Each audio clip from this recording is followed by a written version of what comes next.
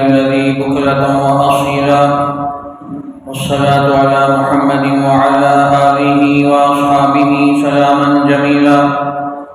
أما بعد فقد قال الله تبارك وتعالى في كلامه المجيد والفرقان الحميد: أعوذ بالله من الشيطان الرجيم. بسم الله الرحمن الرحيم.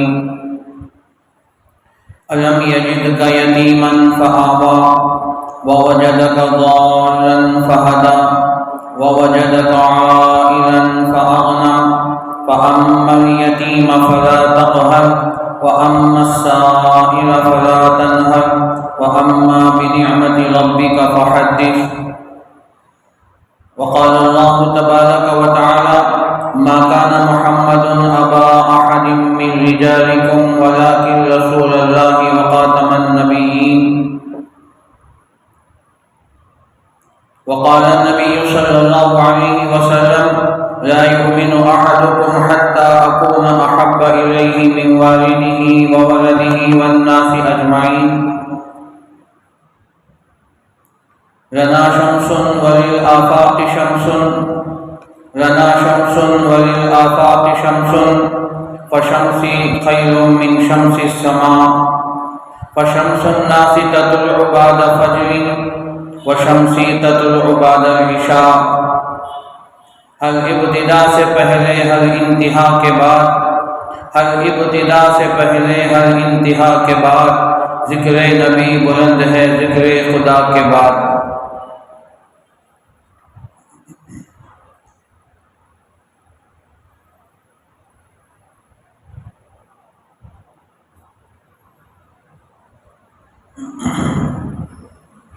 اللہ تبارک و تعالیٰ کا بے انتہا کرم و احسان ہے، اسی کا فضل اور شکر ہے. اسی ذات وحدہ لا شریک نے ہم سب کو ہمارے نبی حضرت محمد رسول اللہ صلی اللہ علیہ وسلم کے امت میں پیدا فرمایا. درود اور سلام نازل ہو ہمارے آقا تاجدار مدینہ محمد عربی محمد مصطفیٰ صلی اللہ علیہ وسلم پر، ان کے آل اور ان کے تمام اصحاب پر ہو. بزرگان محترم، نوجوانان اسلام، معزز سامعین اور عزیز بچوں، اللہ تبارک و تعالیٰ نے ہمارے اوپر انگنت نعمتیں عطا کی ہیں. گویا نعمتوں کی بارش ہمارے اوپر ہو رہی ہے. قدم قدم پر، لمحہ بلمحہ اللہ تعالیٰ کی نعمتیں بارش کی طرح ہمارے اوپر برس رہی ہیں. اللہ تبارک و تعالیٰ نے ہمیں ظاہری، باطنی، جسمانی، روحانی، مادی ہر قسم کی نعمتوں سے مالا مال فرمایا. ہر قسم کی نعمتیں ہمیں عطا فرمائیں، اور اتنی نعمتیں ہیں ہم اسے گن نہیں سکتے، شمار نہیں کر سکتے، احصاء نہیں کر سکتے. وَإِن تَعُدُّوا نِعْمَتَ اللَّهِ لَا تُحْصُوهَا. اگر تم اللہ کی نعمتوں کو گننا چاہو، شمار کرنا چاہو تو شمار نہیں کر سکتے. ان نعمتوں میں چند بڑی بڑی نعمتیں ہیں. سب سے بڑی نعمت تو ایمان کی، جو اللہ تعالیٰ نے ہمیں بن مانگے ایمان کی دولت سے مالا مال فرمایا. اس کے بعد اگر نعمت ہے تو اللہ نے ہمیں علم کی دولت سے مالا مال فرمایا. پھر اس کے بعد نعمتوں میں سب سے بڑی نعمت یہ ہے کہ اللہ تعالیٰ نے ہمیں آخری نبی خاتم الانبیاء والمرسلین حضرت محمد رسول اللہ صلی اللہ علیہ وسلم کے آخری امت میں ہمیں شامل فرمایا. ہم آخری نبی کے آخری امت ہیں، آپ بھی آخری ہیں. آپ کی یہ امت یعنی ہم بھی آخری ہیں. لا نبی بعدی ولا امت بعدکم. میرے بعد کوئی نبی بھی نہیں آئے گا اور تمہارے بعد کوئی نئی امت بھی نہیں آئے گی. تو اللہ تعالیٰ نے ہمیں سب سے آخر میں سب سے آخری نبی کے امت ہونے کا شرف اللہ نے ہمیں عطا فرمایا.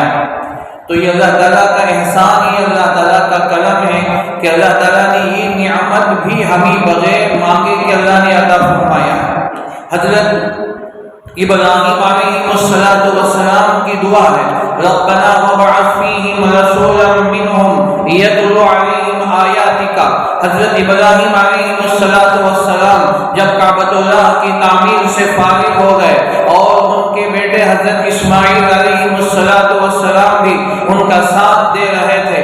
گویا حضرت ابراہیم علیہ السلام معمار ہیں اور حضرت اسماعیل علیہ السلام مزدور کی حیثیت سے کعبۃ اللہ کی تعمیر بلند کر رہے ہیں، کعبۃ اللہ کی دیوار مکمل کر رہے ہیں، کعبۃ اللہ کی دیوار کو بلند کر رہے ہیں۔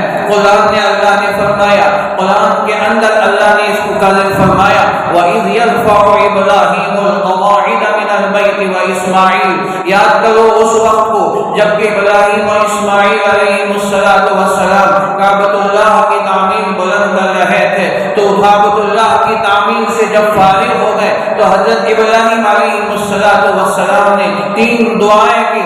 ان دعاؤں کو اللہ تعالیٰ نے سورہ بقرہ میں پہلے ہی پارے میں ذکر فرمایا، تو یہ تیسری دعا ہے، ربنا وابعث فیہم رسولا منہم، اے اللہ آپ بھیجیے انہی میں سے ایک ایسے نبی کو آپ مبعوث کیجیے جو انہی میں سے ہیں، یتلو علیہم آیاتک، جو آپ کی آیتوں کو کتابوں کو پڑھ کر سنائے، ویزکیہم ویعلمہم الکتاب والحکمہ۔ تو اللہ تبارک و تعالیٰ سے حضرت ابراہیم علیہ السلام نے دعا کی تو اللہ تعالیٰ نے دعا قبول فرمائی۔ آپ کے بیٹے اس وقت حضرت اسماعیل علیہ السلام آپ کی دعا پر آمین کہہ رہے تھے، آپ کی دعا پر وہاں موجود تھے۔ اللہ تعالیٰ نے اسماعیل علیہ السلام کی خاندان میں، حضرت اسماعیل علیہ السلام کی اولاد میں حضرت محمد رسول اللہ صلی اللہ علیہ وسلم کو اللہ نے پیدا فرمایا۔ تو حضرت ابراہیم علیہ السلام کی یہ دعا ان کے بیٹے حضرت اسماعیل کے حق میں قبول ہوئی۔ میں یہ بتانا چاہتا ہوں، میں یہ عرض کرنا چاہتا ہوں، اللہ نے اپنے نبی حضرت محمد رسول اللہ صلی اللہ علیہ وسلم کے امت میں پیدا فرمایا، یہ زہر قسمت ہے۔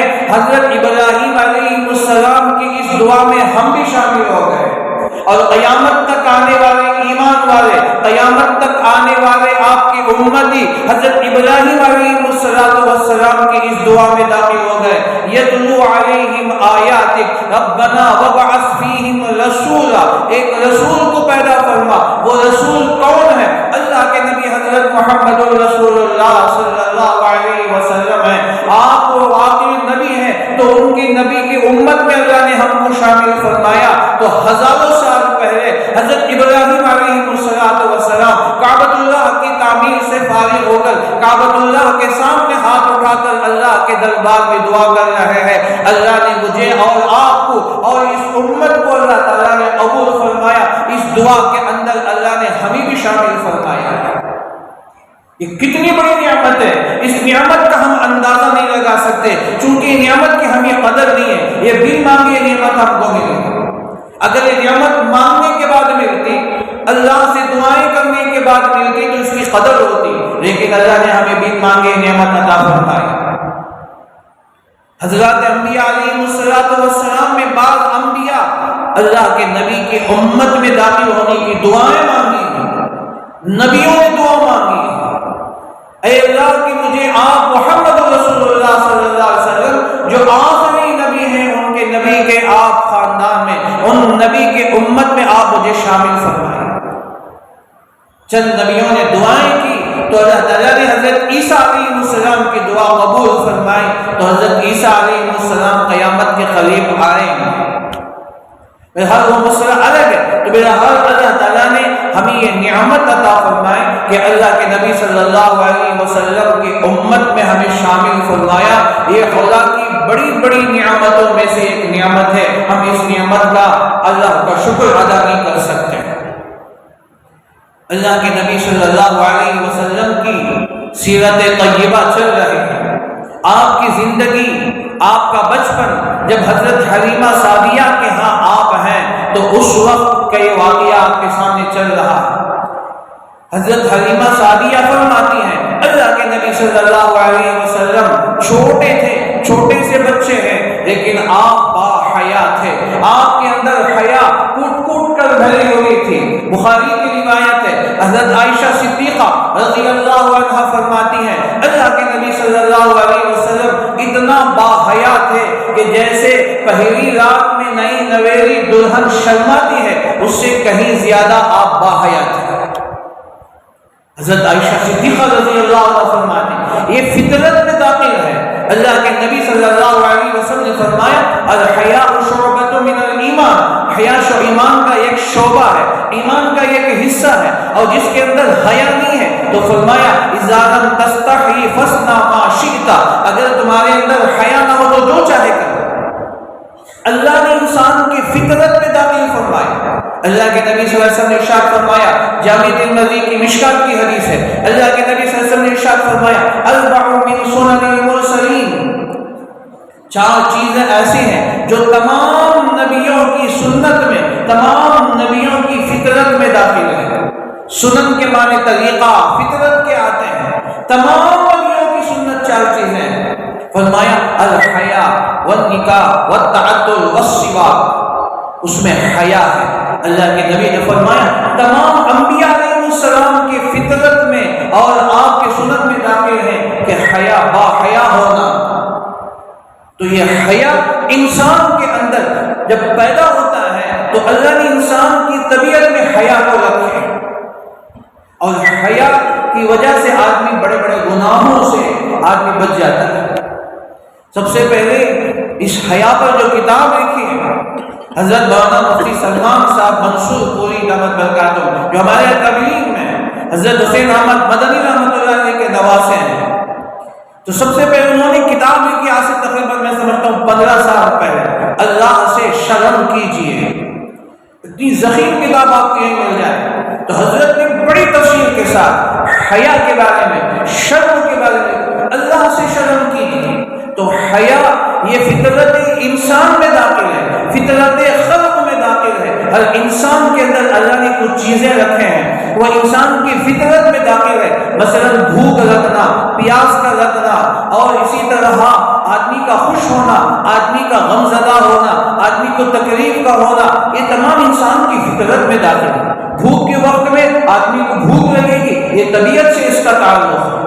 چاہے وہ کتنا بڑا عالم ہو، چاہے نبی ہو، چاہے کوئی بھی ہو، اسے بھوک لگے گی، پیاس لگے گی. شدید گرمی ہو تو پیاس لگے گی، چاہے کوئی بھی ہو انسان ہو، چاہے وہ کوئی بھی مومن ہو، چاہے کوئی بھی ہو، اسے پیاس لگے گی. نیند آنا یہ انسان کی فطرت میں داخل ہے. کوئی کام کر کے تھک جانا یہ انسان کی فطرت میں داخل ہے. خوشی کے موقع پر خوش ہونا یہ انسان کی فطرت میں داخل ہے. اور اسی طرح غم کے وقت میں غم زدہ ہونا یہ انسان کی فطرت میں داخل ہے. ان فطرت میں سے ایک فطرت یہ ہے کہ حیا کا آ جانا. اب بات آ گئی تو بات اور طویل ہو جائے گی. تو یہ انسان کی فطرت میں داخل ہے. حدیث میں فرمایا اللہ کے نبی صلی اللہ علیہ وسلم نے اذا لم تستحی فاصنع ما شئت، مشکات کی حدیث ہے، جب تمہارے اندر حیا نہ ہو تو جو چاہے کرو. جب آدمی بے حیا بے غیرت بنتا ہے تو جو چاہے کرتا ہے. لیکن اللہ نے انسان کی فطرت میں حیا کو رکھا ہے. حضرت آدم و حوا جنت میں تھے.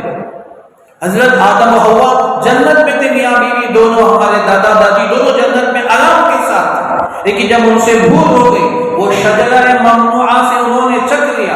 فَأَكَلَا مِنْهَا، ان دونوں نے وہ درخت جس سے ان کو قریب جانے سے منع کیا گیا تھا، وَلَا تَقْرَبَا هَٰذِهِ الشَّجَرَةَ فَتَكُونَا مِنَ الظَّالِمِينَ، اگر تم ان دونوں یہ درخت کے قریب جاؤ گے تو پھر تم زیادتی کرنے والوں میں سے ہو جاؤ گے. لیکن جب وہ قریب چلے گئے، بھول ہو گئی. فَأَكَلَا مِنْهَا فَبَدَتْ لَهُمَا سَوْآتُهُمَا وَطَفِقَا يَخْصِفَانِ عَلَيْهِمَا مِنْ وَرَقِ الْجَنَّةِ.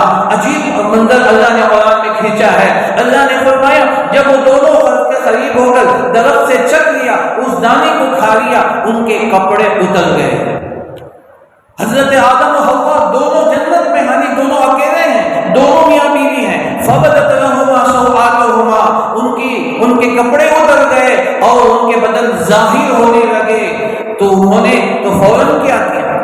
تو فوراً دوڑے اور درخت کے پتوں سے اپنے بدن کو چھپانے لگے. وَطَفِقَا يَخْصِفَانِ عَلَيْهِمَا مِنْ وَرَقِ الْجَنَّةِ، تو جنت میں بڑے بڑے پتے تھے. گئے اور درخت کے آڑ میں جا کر انہوں نے پتوں کو توڑا اور اپنے آپ کو، اپنی شرمگاہ کو چھپایا. یہ انسان کی فطرت میں داخل ہے. ابھی حضرت آدم و حوا جنت میں ہیں، ابھی دنیا میں نہیں آئے، ابھی تواصل اور تناسل کا سلسلہ شروع نہیں ہوا، ابھی جنت میں ہے. لیکن اللہ نے انسان کی فطرت میں رکھا ہے. تو حیا اور شرم یہ انسان کی فطرت میں داخل ہے. تو آج آج جب آدمی بے حیا بے غیرت بنتا ہے تو پھر آدمی جو چاہے وہ کرتا ہے۔ انشاءاللہ اس پر ایک مستقل عنوان ہے، یہ مستقل اس پر آپ بات ہوگی، اگر اسی پر بات کریں تو آدھا گھنٹہ اسی پہ ہو جائے گا۔ تو اس لیے اپنے اندر حیا کو پیدا کریں۔ ایک بات کہہ کر، کیونکہ یہاں بچے بھی ہیں بڑے بھی ہیں، تو اپنے اندر حیا کیسے پیدا کریں، ایک بات کہہ کر میں آگے بڑھتا ہوں۔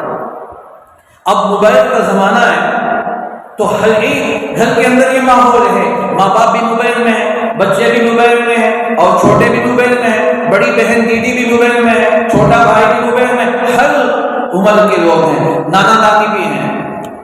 اب ایسے وقت میں یا یوں کہو کہ ٹی وی ڈالا ہوا ہے، ٹی وی میں سب بیٹھ کر دیکھ رہے ہیں، تو میرے دوستو آپ یہ ذرا سوچیں، ٹھنڈے دماغ سے سوچیں، کوئی نئی بات میں نہیں کہہ رہا، لیکن ٹھنڈے دماغ سے آپ بیٹھ کر سوچیں کہ جو اس میں دکھایا جا رہا ہے بیک وقت کون کون دیکھ رہے ہیں۔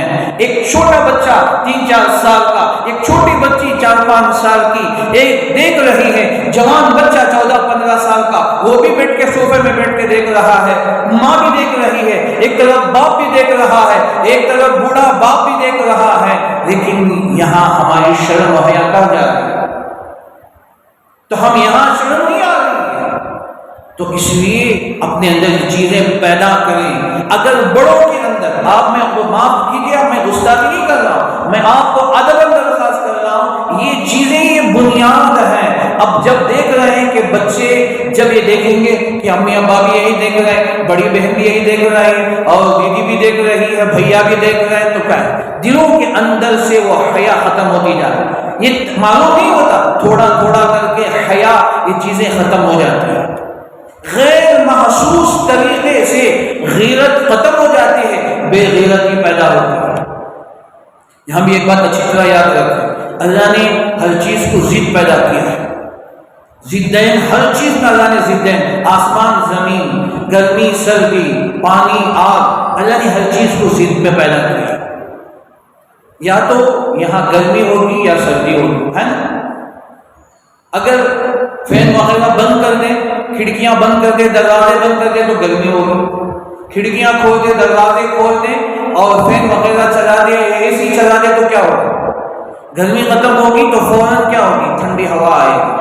تو دو میں سے کوئی ایک چیز، دو میں سے کوئی ایک چیز مضمون آ گیا تو میں آپ کے سامنے عرض کر رہا ہوں، یہ بھی سیرت ہے، یہ میں سمجھو میں ترتیب سے ہٹ رہا ہوں، وہ انشاءاللہ بات وہیں آؤں گا پھر۔ تو یہ بھی چیزیں ایسی ہیں کہ دو چیزیں ضدین ہیں، تو یہ چیزیں ہوگی۔ اسی طرح آدمی کو بھوک لگتا ہے تو بھوک میں جیسے کھانا کھائے گا تو بھوک ختم ہو جائے گا، پیاس لگتی ہے تو جیسے پانی پیا جائے تو پیاس ختم ہو جائے گا۔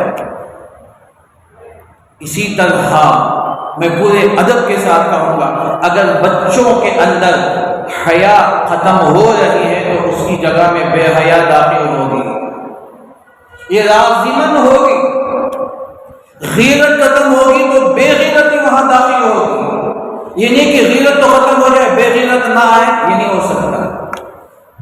گرمی ختم ہو کر ٹھنڈی نہ آئے، یہ نہیں ہو سکتا۔ یا تو گرمی رہے گی یا تو سردی رہے گی، یا تو بھوک رہے گا تو بھوک نہیں رہے گی۔ تو اسی طرح اگر ہمارے بچوں کے اندر دھیرے دھیرے یہ چیزیں دیکھتے دیکھتے ان کے اندر سے یہ چیزیں ختم ہو رہی ہیں، غیر محسوس طریقے سے دلوں کے اندر سے ماں باپ کی عظمت بھی نکل رہی ہے، نانا نانی کی عظمت بھی نکل رہی ہے، استاد کی عظمت بھی نکل رہی ہے، اور اسی طرح باپ کی عظمت بھی نکل رہی ہے، بڑی بہن بڑے بھیا کی عظمت بھی نکل رہی ہے۔ اب یہ چیزیں کیوں؟ ہم نے خود اس کے اسباب پیدا کیے ہیں۔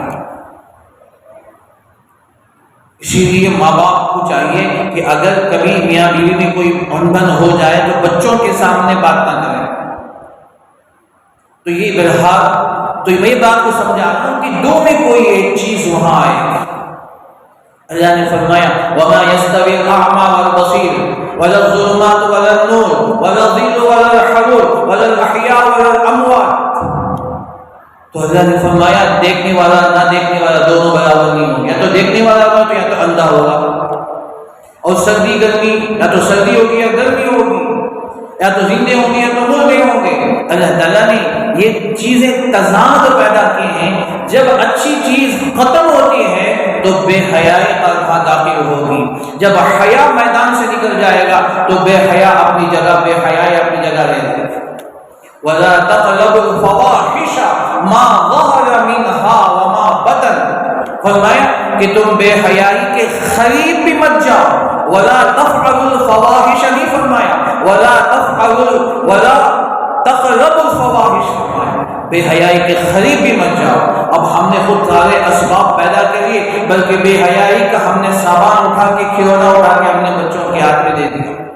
اب بڑے ہو کے جب بے غیرت بنتے ہیں، جب بے ادب بنتے ہیں، ماں باپ کی بات نہیں سنتے ہیں، تو پھر شکوے شکایت کرتے ہیں، علماء سے دعائیں کی درخواست کرتے ہیں، ائمہ سے دعا کی درخواست کرتے ہیں کہ بچہ بات نہیں مان رہا ہے.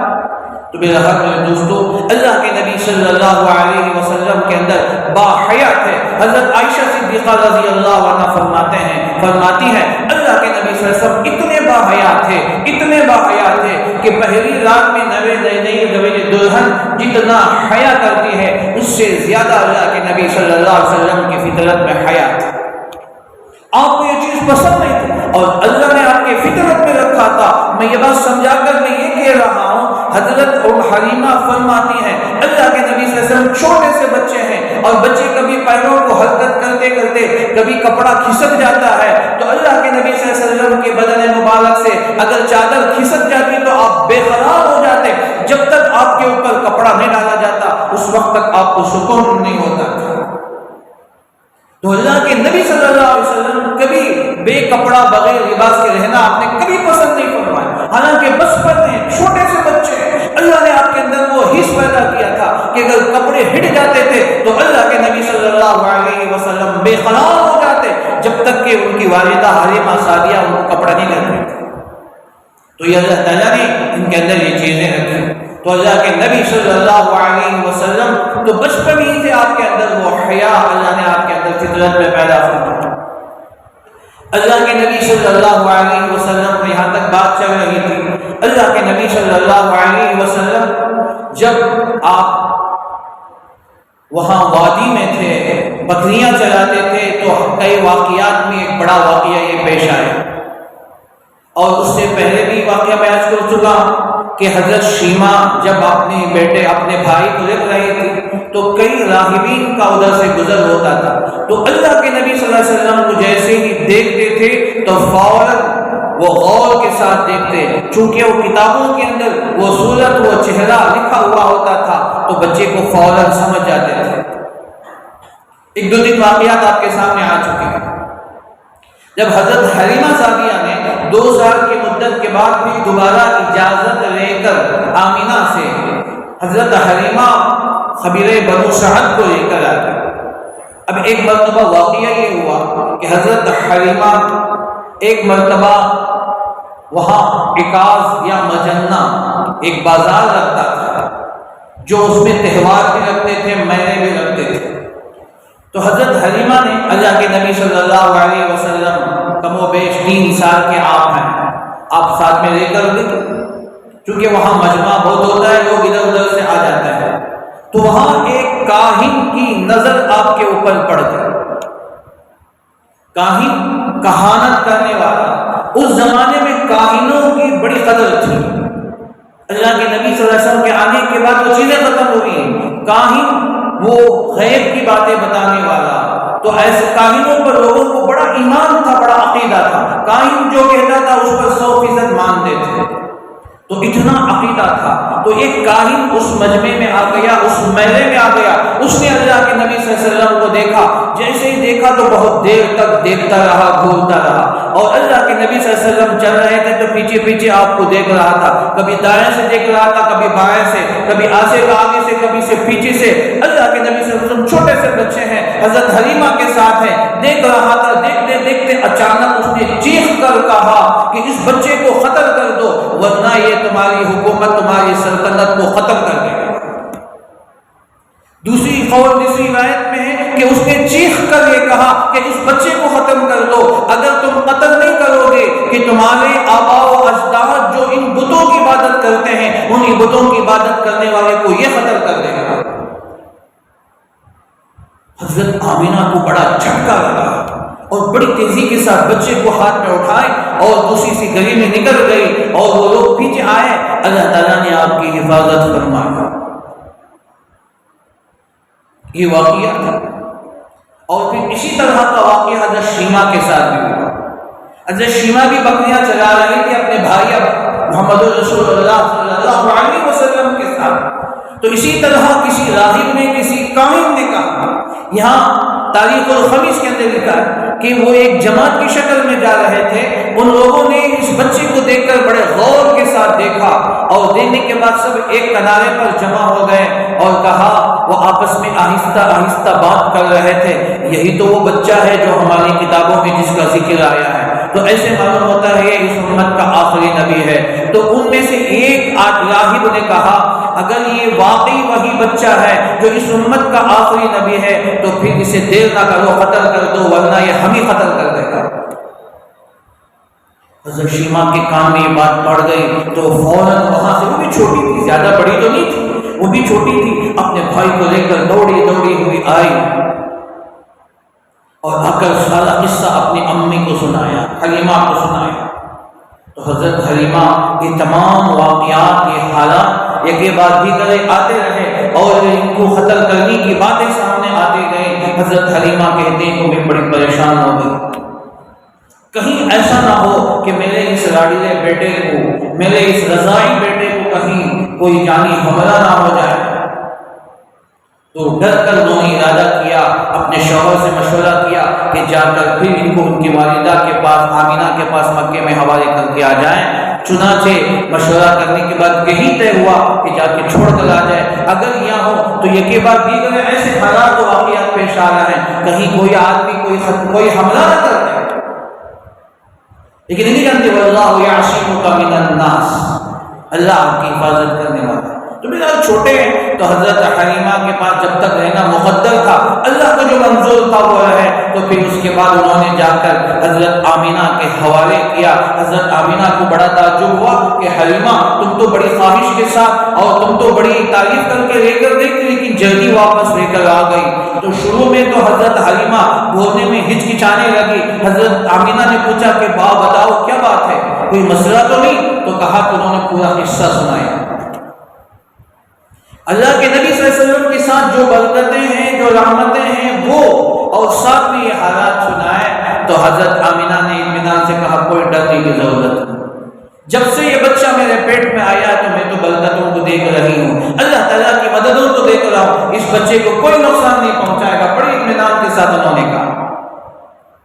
بہرحال یہ واقعہ، اب یہاں سے اللہ کے نبی صلی اللہ علیہ وسلم اب یہاں سے قبیلہ بنو سعد سے پھر آپ دوبارہ مکہ چلے گئے. تقریباً 3.25 سال یا 3 سال قریب اللہ کے نبی صلی اللہ علیہ وسلم قبیلہ بنو سعد میں رہے. پھر اس کے بعد اپنی والدہ حضرت آمینہ کے پاس چلے گئے. یہاں تک آپ بات ذہن میں رکھیں، انشاءاللہ آئندہ اس کی بات ہوگی. اب یہاں اللہ کے نبی صلی اللہ علیہ وسلم کی جو 2 باتیں اہم ہیں. ایک تو یہ بات ہے جو میں نے کل میں گزشتہ کر میں نے آپ سے کہا تھا کہ شق صدر کا واقعہ. اللہ کے نبی صلی اللہ علیہ وسلم کو کہ چہرہ آپ کے سینہ مبارکہ کو چاک کیا گیا، آپ کا آپریشن کیا گیا. اس کے جو ماہر سرجن تھے حضرت جبرائیل اور میکائیل تھے، جو آپ یمبی تھے وہ سرجن تھے، انہوں نے آپریشن کیا تھا.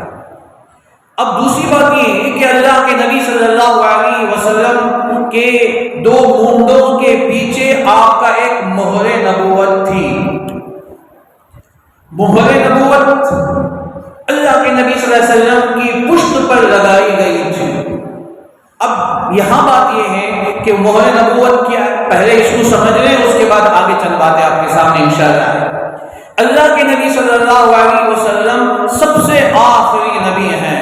ما کان محمد ابا احد من رجالکم ولکن رسول اللہ وخاتم النبیین. اللہ نے اعلان فرما دیا آپ کے بعد کوئی نبی نہیں آئے گا، آپ خاتم الانبیاء والمرسلین ہیں، آپ کے بعد کوئی نبی نہیں آئے گا. تو اللہ تعالیٰ نے آپ کے پشت مبارک پر مہر نبوت کو لگا دیا، مہر نبوت پیدا ہو گیا. وہ مہر نبوت کیا ہے؟ آپ کے 2 مونڈے یہاں جو بالکل سینہ ہے، تو یہ سینے کے بالکل اس طرف پیچھے میں 2 مونڈوں کے بیچ میں ایک چھوٹا سا گوشت کا جو تڑا تھا، جو روایتوں میں امام ترمذی رحمۃ اللہ علیہ نے شمائل ترمذی کے اندر تقریباً 7 یا 8 9 روایتیں ذکر کی ہیں.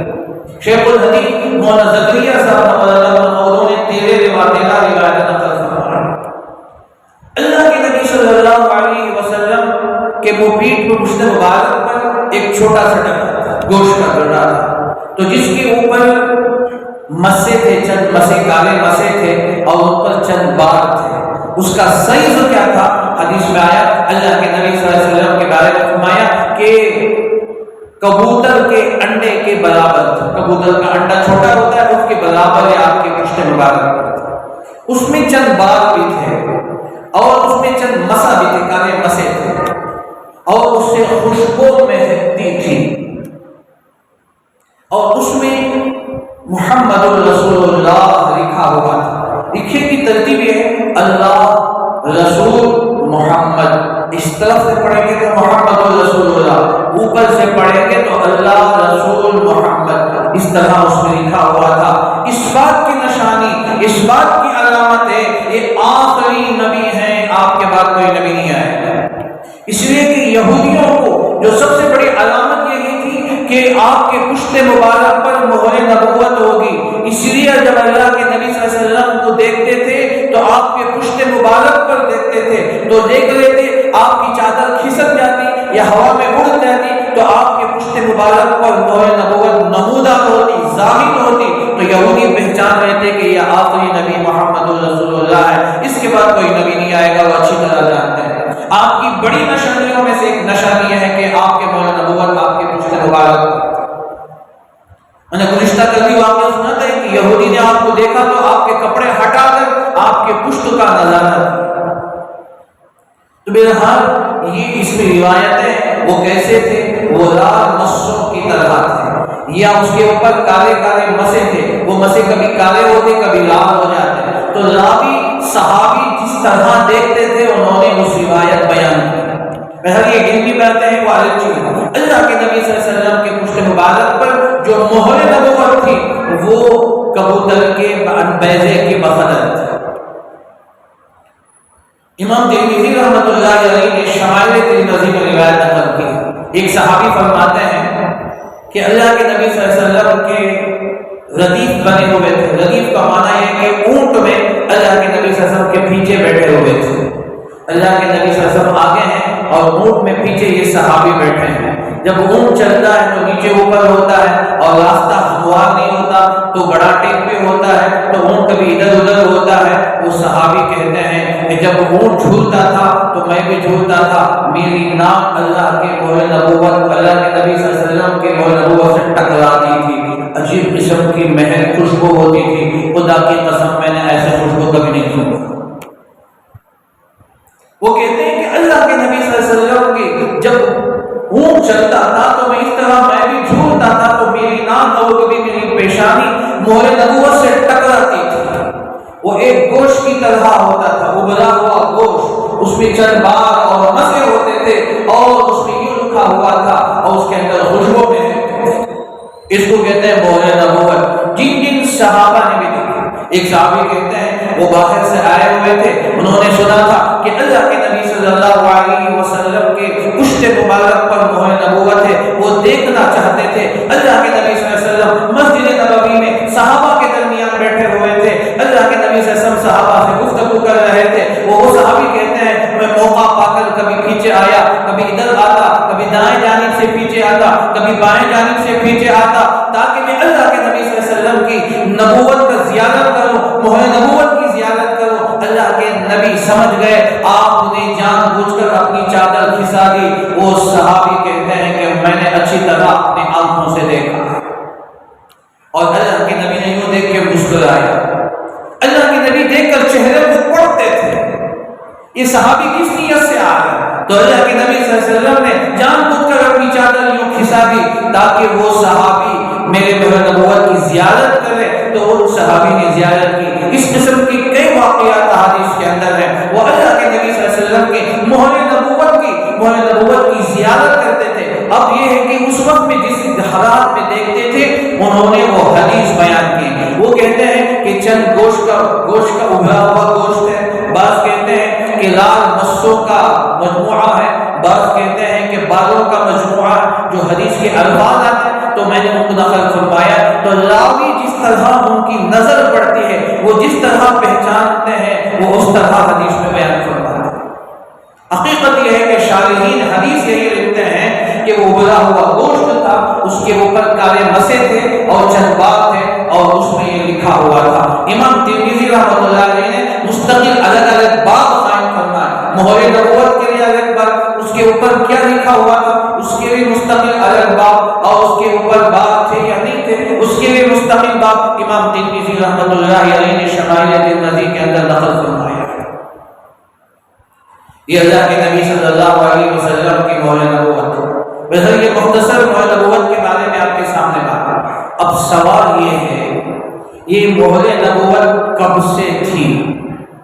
جب آپ پیدا ہوئے اسی وقت تھی یا جب آپ کا آپریشن ہوا، یعنی شق صدر ہوا؟ میں آپریشن سے تعبیر کر رہا ہوں تاکہ آپ اچھی طرح سمجھیں۔ جب اللہ کے نبی صلی اللہ علیہ وسلم کا آپریشن ہوا اس وقت لگایا گیا تھا، پھر لگایا گیا تھا تو کہاں لگایا گیا تھا؟ یہ مستقل اختلاف ہے فقہا کا، ائمہ کا، محدثین کا، اس پر کافی بحثیں ہیں اور کافی اس کے اوپر ان کے دلائل ہیں۔ مختصر اتنی بات ہے، بعض کہتے ہیں اللہ کے نبی صلی اللہ علیہ وسلم جب پیدا ہوئے تو اسی وقت ہوا مہر نبوت بھی تھی۔ جیسے آپ مختون پیدا ہوئے، آپ سجدہ کرتے ہوئے پیدا ہوئے، اسی طرح یہ آپ کی پیدائش ہوئی تو مہر نبوت کے ساتھ ہی آپ پیدا ہوئے۔ بعض کہتے ہیں کہ نہیں۔ قاضی ایاض رحمۃ اللہ علیہ کتاب الشفا کے اندر بڑی زبردست بحث کی ہے، مزیدار بحث، علماء پڑھنے کے قابل ہیں، تو اس کے اندر بڑے دلائل کے ساتھ قاضی ایاض نے کتاب الشفا کے اندر اس کے اندر بڑی بحث اچھی بحث کی ہے۔ تو قاضی ایاض فرماتے ہیں کہ بعض علماء کا یہ ہے کہ جب پہلی مرتبہ جب قبیلے بنو سعد کی وادیوں میں آپ بکریاں چلا رہے تھے اس وقت میں سب سے پہلے آپ کا آپریشن ہوا تو آپریشن کے وقت میں وہ چیز لگا دی گئی تھی۔ تو آپ کے آپریشن کرنے کا مقصد یہ ہے کہ آپ کے دل کو نکال کر پاک کرنا، اور پھر اس کے بعد اس کے اندر یہ فٹ کر دیا۔ اب یہ فٹ کیا تو نظر ادھر سے آ رہا تھا، چونکہ اندر فٹوانا اوپر تو برابر ہو گیا، یہاں فٹ کیا تو پیچھے ادھر ابھر کے نظر آ رہا تھا مہر نبوت۔ یہ دونوں اختلاف کا ماحصل ہے، لیکن امام نووی رحمۃ اللہ علیہ اور دیگر علماء نے لکھا ہے کہ حقیقت یہی ہے کہ اللہ کے نبی صلی اللہ علیہ وسلم کی پیدائش کے وقت میں وہ چیز تھی، لیکن آپریشن کے بعد وہ چیز زیادہ نمایاں ہو گئی۔ دونوں احوال میں ربط پیدا کرنے کے لیے علماء نے بڑی اچھی بات فرمائی۔ اسی وقت تھی لیکن آپریشن کے بعد، شق صدر کے بعد وہ چیز نمایاں ہو گئی، ابھر کے سامنے آ گئی جو پیچھے نظر آ رہا تھا۔ واللہ اعلم۔ تو یہ اللہ کے نبی صلی اللہ علیہ وسلم کا یہ شق صدر، اس کے ساتھ مہر نبوت کا بھی تعلق ہے، تو اس لیے میں نے اس کے ساتھ جوڑ کے میں نے اس کو بیان کر دیا۔